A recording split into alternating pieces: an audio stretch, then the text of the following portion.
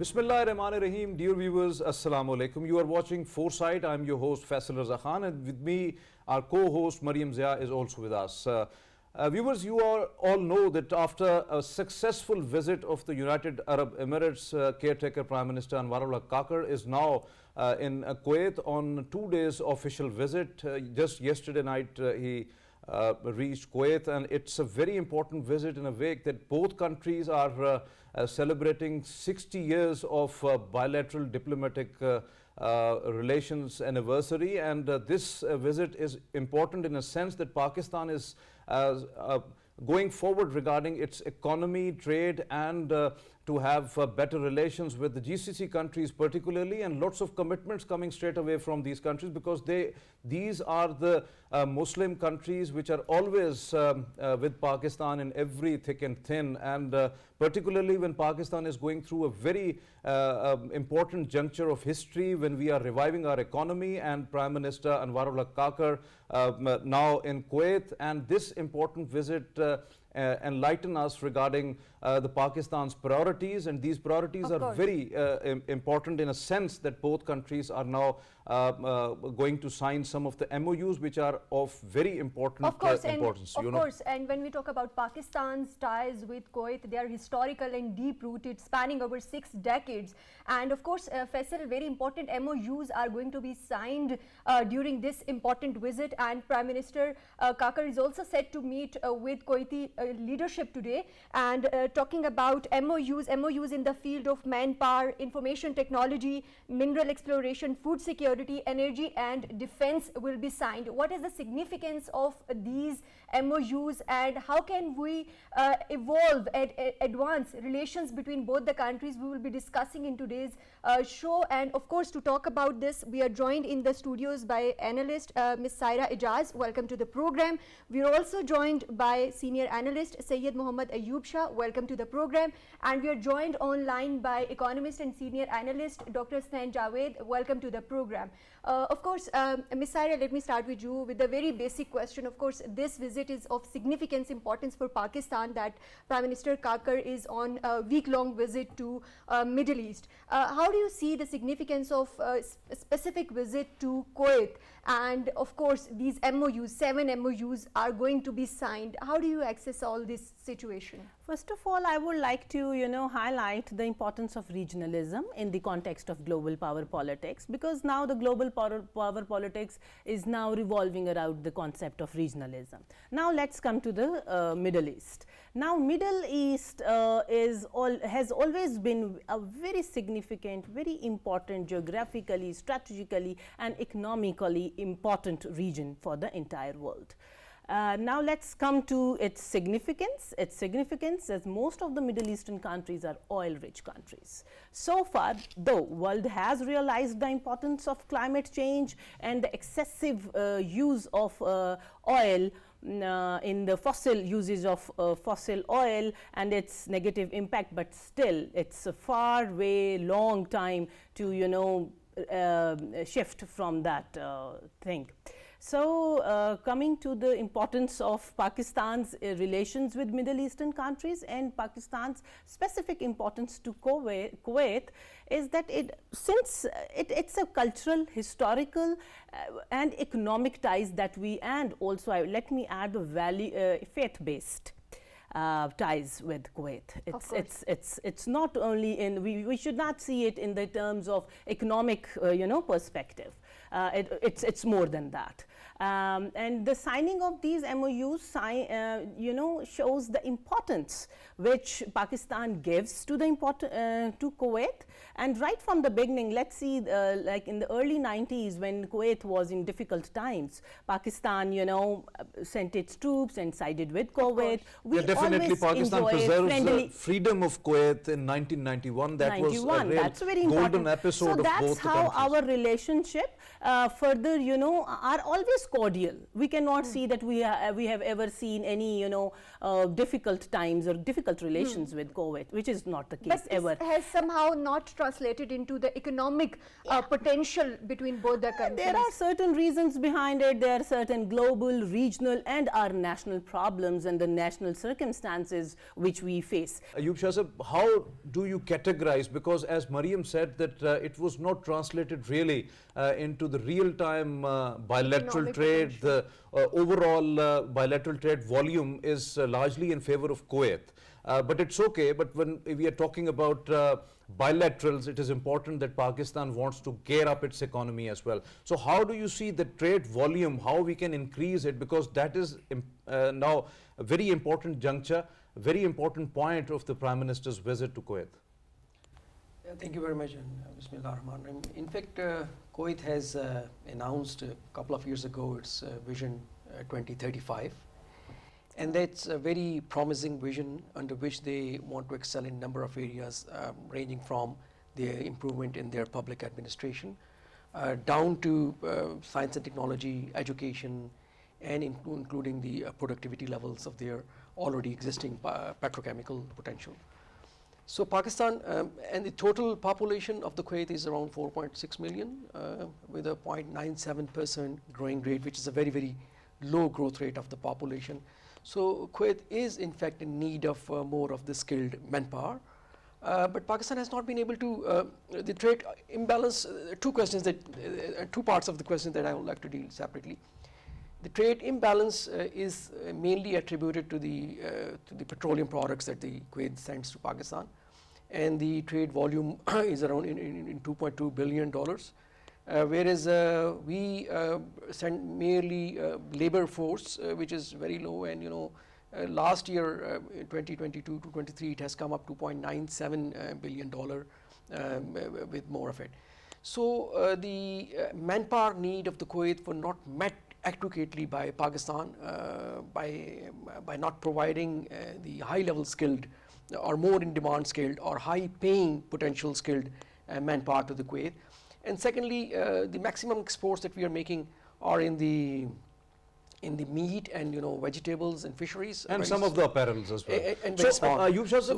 You were talking about the manpower export. So when we are talking about that, now the world needs highly skilled manpower to its market. Kuwait also needs that. We are most of the times, like in COVID, we have sent a lot of doctors, nurses, paramedics over there because we have ability to send these medical people over there, but unfortunately the skilled labor and the highly skilled labor, the market is there, but we have some sort of issues with that. So whether we are focusing on that in-house to enhance highly skilled labor here and then export to the Kuwaiti market? A very pertinent question brought out by your good self. You see, we have to really focus on how we can value add to our human resource. How can we value add to the demand that is existing inside the Kuwait in terms of the need for the human resource, and how we can cover up the skill gap that is existing within our human resource at present. Pakistan needs to address all this in a many-faceted manner. And above all, if we have to really aim and you capture the major size of the market in the Middle East, and particularly in the Kuwait, we really have to provide them with a competitive human resource that is exactly tax savvy, that is exactly what they need, and that is exactly what can earn more for us also, and value add to their industry, their productivity also. Right.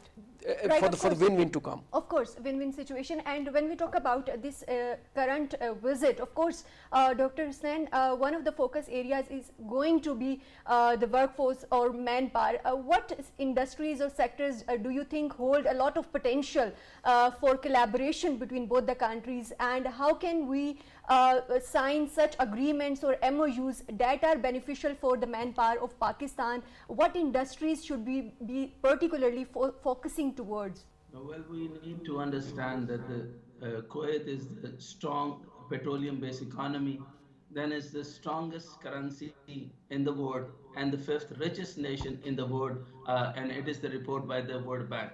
Now, moving on to this milestone being achieved by under the SAFC, and I really appreciate General Asim Munir Saab because the Pakistan and Kuwait are planning to sign the 10 billion in the investment deal, and these ideas including the expanding water reservoirs, and we are going to have the memorandum of understanding between the expanding water reservoirs, and Kuwait is very much weak in that. So mining facilities, that's the second part which is very much important for the Kuwaiti people, and the protecting the expanding mangrove forests.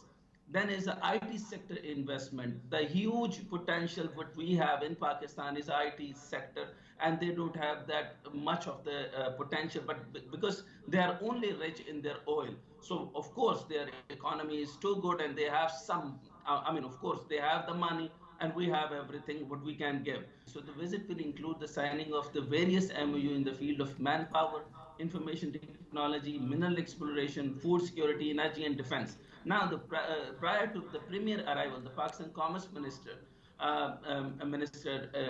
had held a meeting with the top echelons of the Kuwait Investment Authority to fortify the economic ties between the two countries through the enhanced investment cooperation. And Dr. Ijaz Gaur also outlined the goal of the elevating the GDP from the 300 billion, which is very much important. Now, you must have to focus on this number. What I'm giving you is the 300 billion to 3 trillion. So this is a mega prospect, and the biggest canvas we are moving on to. I mean, 300 billion to 3 trillion, making Pakistan unparalleled investment destination in the coming decades. Now, if I talk about the some agreement signed between the Pakistan and Kuwait, because the signing in 2023 for the year for the 3 years, this agreement will continue independent of the international accord.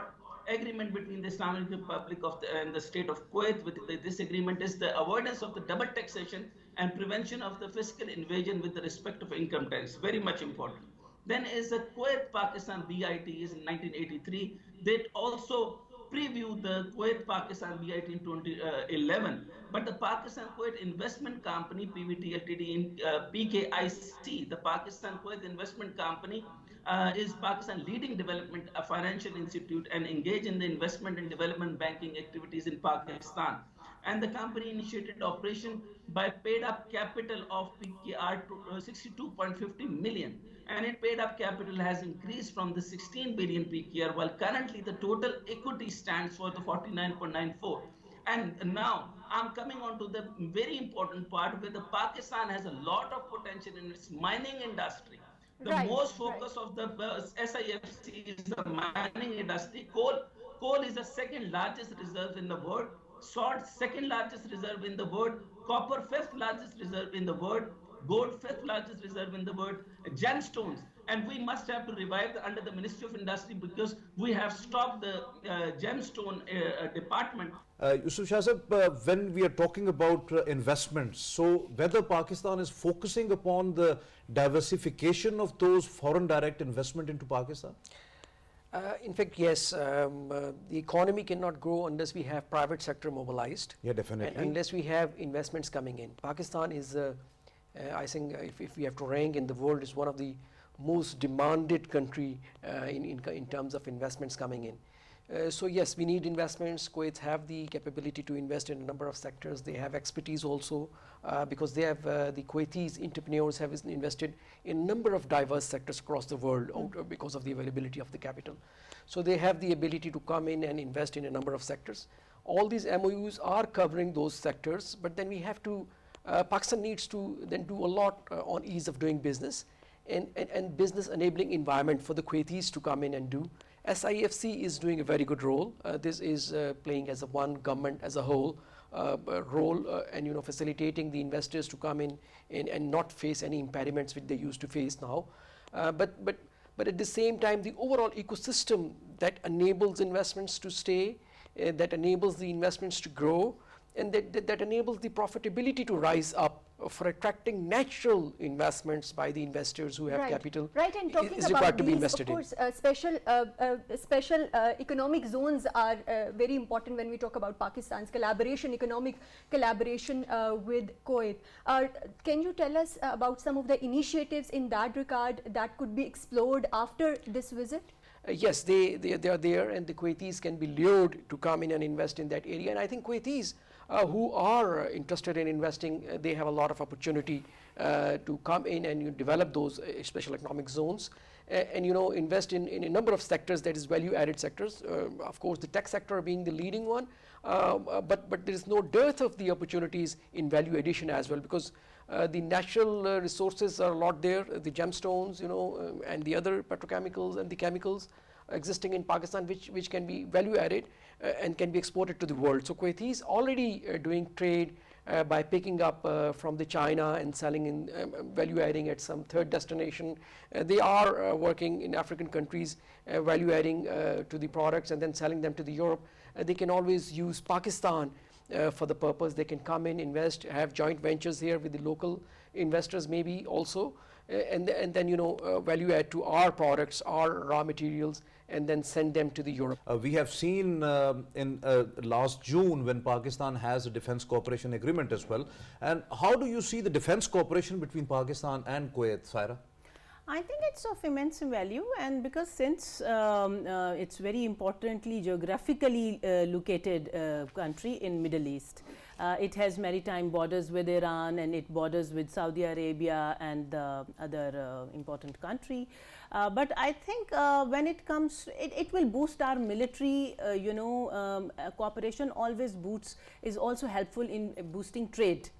Also, not only military cooperation only rest with the military exercises, but it helps in boosting the military sector and the investment related to it. So I guess it's very important. Dr. Snan, what do you think, what kind of investors friendly environment should be created to attract private investors from Kuwait to Pakistan? Specifically when we talk about it in the broader BRI and of course special economic zones as well. Yeah, as we know that we have the 9 economic zones, right? From Russia to Bostan, from Faisalabad Industrial Zone, we have a lot of land. Now, we need to have a foreign direct investment. And now we need to understand the core objective of the economy, which we need in the prior sector, where we also need in the Gawadar, and which product could be on the prior basis with the Kuwait. Now, by prioritizing the upgrading of the existing refineries to manufacture Euro V grade, so that what we call it is we need to upgrade the refineries. I'm not talking and going to the detail what worse will happen with our refineries currently, but now I'm giving you the solution. So we need to upgrade Euro V grade fuel, and the government also shows its dedication to align with the global environment and benchmark, bolstering the energy infrastructure he added. Now, the Pakistan oil refinery capacity stands at the 450,000 B-D, so which translate about the 20 million empty years, and however actual capacity utilized in only around 10 million. Now, the empty, according to the government document, this is mainly due to the decline in the fuel oil demand in the country following the change in the energy demand. And now the very important thing is, according to the document of the refinery, we would get an exemption from the customs duty. This is your pertinent question. Now I'm focusing on that answer.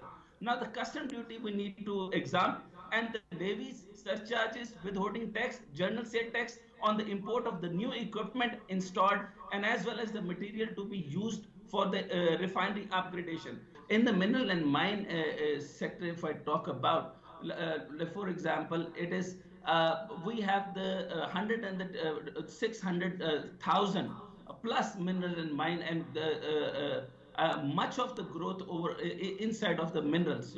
So in that area, we can the exploration from that area, and we can explore more areas of the minerals and mine. And 100 of the more than 91 products is similarly we have available, and under that, what we can call it to import from the machinery and mechanical appliances, mineral fuel oil, we can have a coordination for the joint project. Then we can electrical machinery and equipment, vehicle part, but for the minerals and mines, that is very much important in that area. So for about that, it is very much important because coal is the largest reserve area. So Pakistan mineral wealth, Pakistan is rich amount 92 identified minerals. One is the 92 identified minerals, 52 are commercially mined, boosting an impressive annual production capacity of the 68.52 MMT. So according to the Trade Development Authority, and then is the sector in promising one with an average of growth of 2 to 3 per annum. So existence of above 5,000 operational mines. This is very much important. Now, we need a foreign direct investment in 5,000 operational mines in Pakistan, and we can get, and of course, our premier must have to talk on the 5,000 operational mines because he is from Balochistan and he can talk and tell about the mines. So then is the 50,000 SME and direct employment, and then 300,000 worker can be expanded in Pakistan. Of course, we have the huge labor in that. So the mining sector has a potential for long-term sustainable development. We are focusing upon food security as well, because that is an area where Pakistan is ahead of most of the countries, and Pakistan can offer a lot to Kuwait as well, and that's why the MOU is also aligned in that sector. A Special Investment Facilitation Council has the prime objective of the agricultural land to be developed in Pakistan, and these countries, including Kuwait, the Gulf countries, needs food security because they are dependent upon importing lots of food items from different countries. So how Pakistan can couple up this sector as well? Pakistan at the moment is one of the lowest in per hectare yield in a number of crops. So a lot of science and technology input can come in from the Kuwait beside investment in our agriculture sector at the produce level. The entire food security support cycle, which includes the agriculture production at first, and then then reaping, then processing, and then turning into a consumable, readily consumable food, which is also exportable at the international standard. The entire cycle at our level needs investment and needs improvement. And the Kuwaitis have an opportunity to really come and invest in the cycle at different stages wherever they feel appropriate, and value add to that stage or to the entire cycle, and help us increase our per acre yield and make use of that food availability for their own purpose also, because about 48 to 49% of the food imports they are dependent upon. Similarly, they can use this expertise that they will develop here in Pakistan, and jointly with the Pakistani expertise, they can develop their own sectors, agriculture sector there in Kuwait, and now modern farming techniques, which includes vertical farming, hydroponics, and others. They can make use of for developing their own, consumable the products, agriculture products, and then jointly working with the Kuwait and using the Kuwaiti investment primarily. We can value add, and we can reduce the cost of the production and make this food cheaply available to the Kuwait. So, Saira, when we talk about different sectors, of course, food security remains of significance, importance. In your opinion, what kind of challenges and opportunities might be arising when we talk about, of course, MOUs and agreements are going to be signed? What opportunities might be arising? Being the agrarian country and being the agricultural country, it's very unfortunate that we are still unable to utilize all the available facilities and resources we do have at home, and also to materialize and to utilize those avenues, those bilateral cordial relations with our brotherly countries who have this potential to help us out to overcome this myriad challenge of food security. Would you like to add something on that, Ayub sir? Yes, the fisheries sector is one of the most important. They have about 500 500-meter coastline, very small coastline the Kuwaitis have. So they are dependent upon fisheries. They are important from us also. They are also importing meat from the Pakistan, and we can value Definitely, it's a very huge industry. topic. Yusha sir, we will continue our discussion. Viewers, here we take a very short break.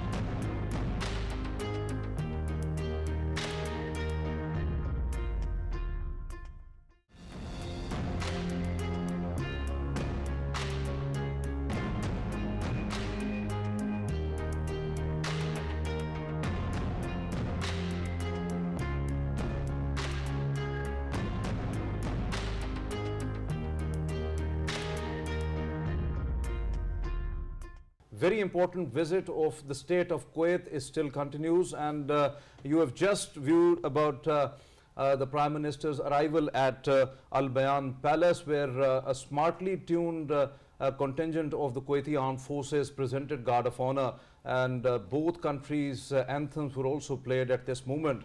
And this important visit is imperative in a sense that 60 years of bilateral diplomatic relations both countries are celebrating right now this year. Along with that, both countries have a cordial historical, religious and affinity bond between each other. Pakistan values its relation with Kuwait, and Kuwait reciprocate along with in the same way. Kuwait has committed a lot of investment in Pakistan, particularly in the areas of manpower, IT, mineral exploration, food security, energy and defense. And Pakistan is gearing up with all those MoUs with the state of Kuwait. Lots of Pakistanis are right now in Kuwait serving and building the prosperity and development and taking part in lots of important ventures within Kuwait. Pakistan is also welcoming the foreign direct investments from different regions, particularly the Gulf Cooperation Council, and Kuwait is one of the very important partner from where the billion-dollar investment is coming to Pakistan. So particularly when we are talking about Pakistan and Kuwait relations, both countries are always there to sacrifice each other. They're having very cordial relations. People-to-people contacts are always very based upon religious affinity and having love with each other, and that's why both countries are always at the forefront in international arena, whether we are talking about the Organization of Islamic Cooperation, whether it's United Nations.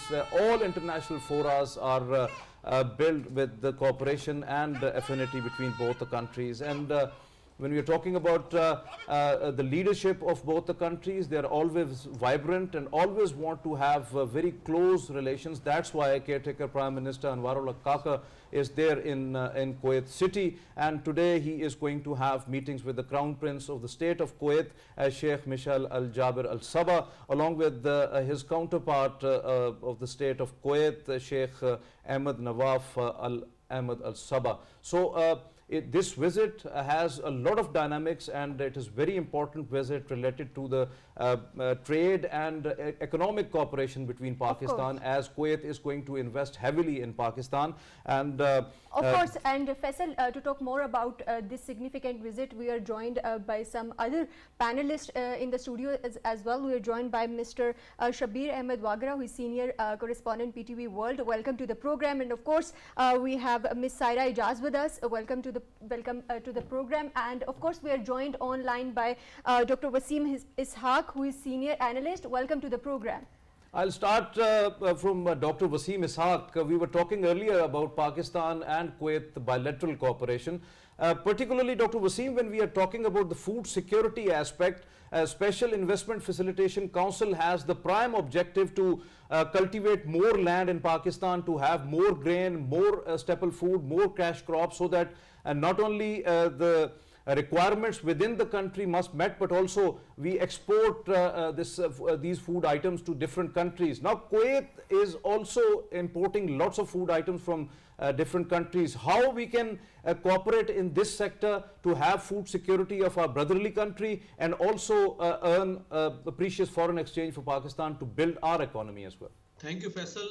Before directly coming to the answer of this question, let me give you a bit of a brief overview of our strategic picture and our strategic relations with Kuwait.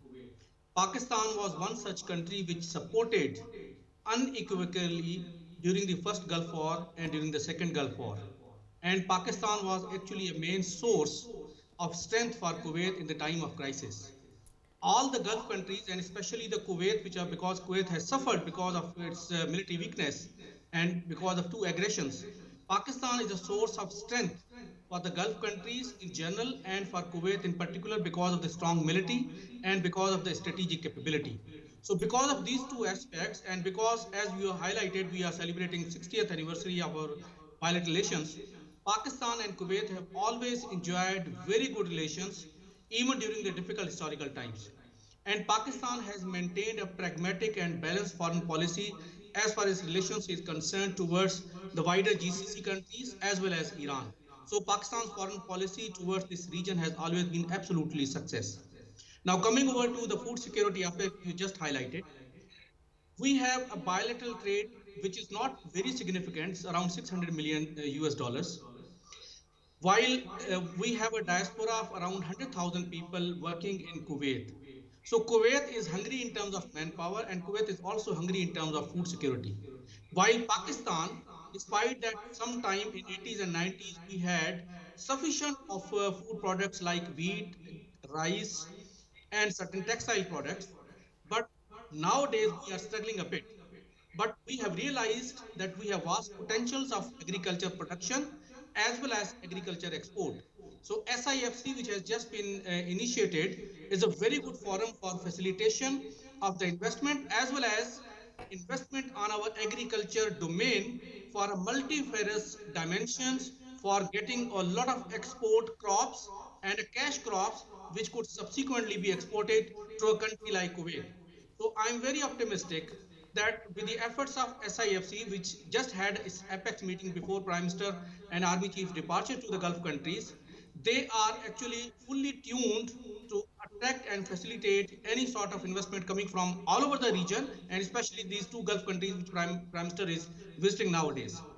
So in terms Right, of of food course. security, Pakistan very soon would be able to export its wheat grains as well as rice, as well as cotton, as well as finished goods in terms of textile products to Kuwait, to UAE, to other Gulf countries, as soon as our agriculture policy would start paying dividends to us.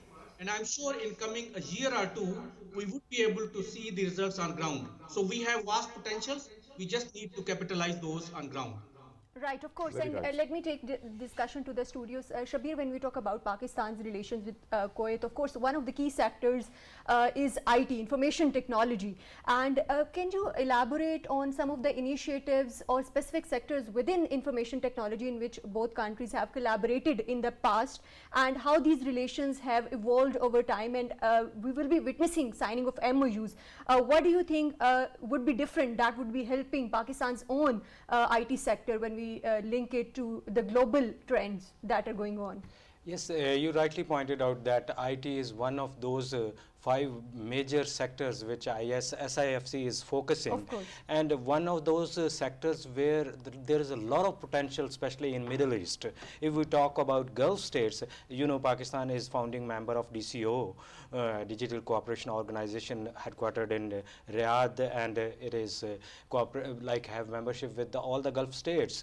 So Pakistan can utilize that potential, and as per IT Ministry, Pakistan has a potential of exporting $25 billion per annum IT exports, which can reach. Still, it is opinion like 2.5 billion annually, but they are foreseeing that they can achieve $25 billion mark in coming years, especially. So what would be the focus? Are they focusing towards digital transformation, innovation, startups, or in artificial intelligence? These are all the sectors where Pakistan's IT ministry is focusing, especially in our last meeting with the IT Minister Umar Saif, because IT minister, ministry is one of the key pillars of SIFC, where they are a very important part of SIFC. And after those meetings, when we met, he have a very good informal chat with reporters. State Bank of Pakistan has given a lot of facilities to the freelancers, especially in the IT sector, which was one of the great hurdle for the freelancers to work from Pakistan, because they could not retain their a number of dollars in Pakistani accounts, which is now they were allowed to take it to 5 to 10%, which is now given to them more than 50%. Due to that, what will happen? Because they can now interact with these against their freelance services, they can interact with the companies directly from Pakistani banking channels. They don't need to hold their dollars in foreign countries. When we talk about Pakistan's remittances coming against freelancing services, we talk only 20 to 30%, because 70% they hold in foreign banks. Talking about particularly the exporting our manpower, and it is always considered that manpower must be highly skilled. Why not highly academic, in a sense that the IT personnel, the software engineers, and all those who are going to set up a modern Kuwait, and as Pakistani doctors are contributing into the health sector of Kuwait. So how do you see that? You rightly pointed out that now the world is going more than the degrees to the skills. Yes. Because it is the world of Internet of Things, it is the world of artificial intelligence, it is the world of e-commerce. Cloud computing, yes, of course, you are right. So there are like companies who are giving different courses to how to manage your like e-stores, and these are all the things which is making business a global entity from your own house.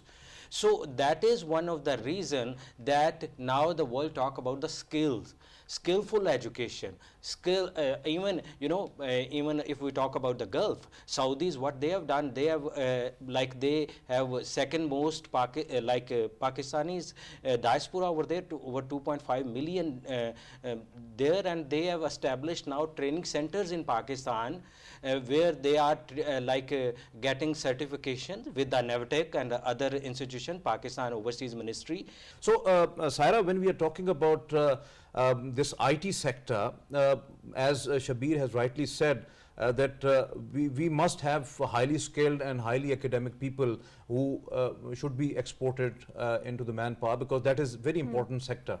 So why not to have those e-services, those software exports to cloud computing, the fintech and Internet of Things and all that with Kuwait in the IT sector, and collaboration on at the higher nodes to get value-added services, IT value-added services to Kuwait. Actually, now the digital economy is a reality of the current world is now, and the COVID-19 has again reiterated the importance of this, digitalization in the IT sector even more.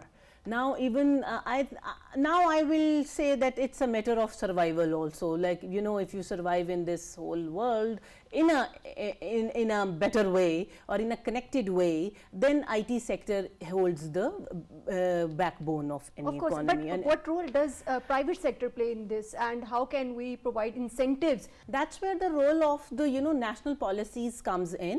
And as we have seen that recently the IT ministry has launched its first ever national strategy of IT sector, like last week. You are talking about IT export policy. Yeah.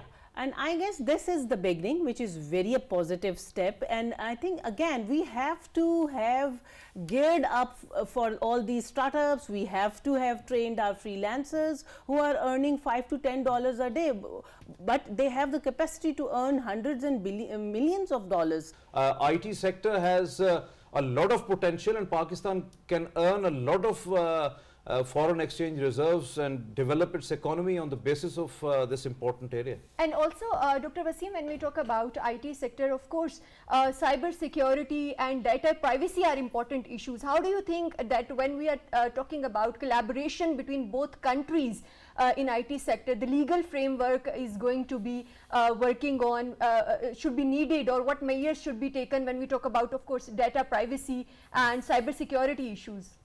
It is good that we have issued one such policy which is futuristic in nature. Let me also reiterate that Pakistan has at present today 300,000 IT professionals available, ready to be employed in the job market. We also produce 20,000 graduates, IT graduates every year from our universities. And having realized the strong demand for the skill development, NAVTEC has embarked, along with the collaboration with HEC and other universities, for a short courses of skill development. One that NAVTEC is doing at itself, and also the universities are doing. And at the platform like the language universities, we have also integrated a specialized language into that teaching, so that even if they are employed other than the Gulf countries, they should be able to speak more than its native language.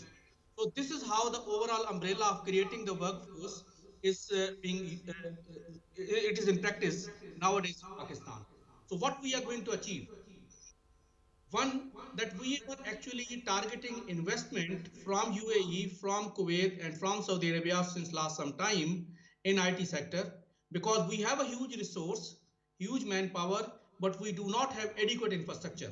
So we have invited investment in terms of making IT hubs, software houses, software parks, and also creating a pool of people who could be employed over here and who could also be employed outside to those Gulf countries. So it is a multi-dimensional approach and multi-dimensional strategy. Let's talk about challenges that have hindered when we talk about bilateral agreements and bilateral economic ties between both the countries. So in the past, we can cherish our relationship have been very good. And today is the day to actually re-emphasize that we will take this relationship to our next generations. And for that, very much important is people-to-people contact, student exchange, academia exchange, as well as the military-to-military relations, that's the military exchange. And I'm sure all the Gulf countries, including Kuwait, would be more than willing to have all these cooperation with Pakistan.